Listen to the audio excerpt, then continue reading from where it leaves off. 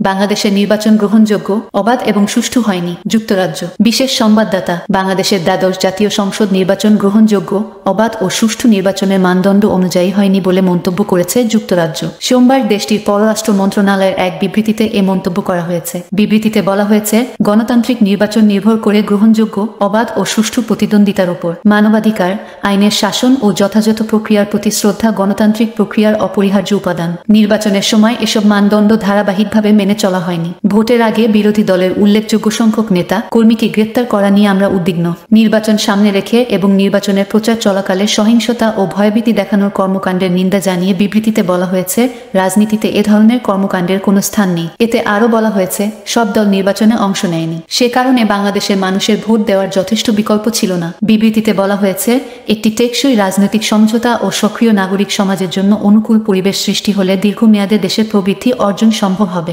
বাংলাদেশের সব রাজনৈতিক দলের প্রতি মতভিন্নতা দূর করে জনগণের স্বার্থের সামনে এগিয়ে যাওয়ার অভিন্ন পথ বের করার আহ্বান জানিয়েছে যুক্তরাজ্য। এই প্রক্রিয়ায় সমর্থন অব্যাহত রাখার ঘোষণা দিয়েছে দেশটি। এই ধরনের ব্রেকিং নিউজ পেতে হলে অবশ্যই আমাদের চ্যানেলটি সাবস্ক্রাইব করুন। আল্লাহ হাফেজ।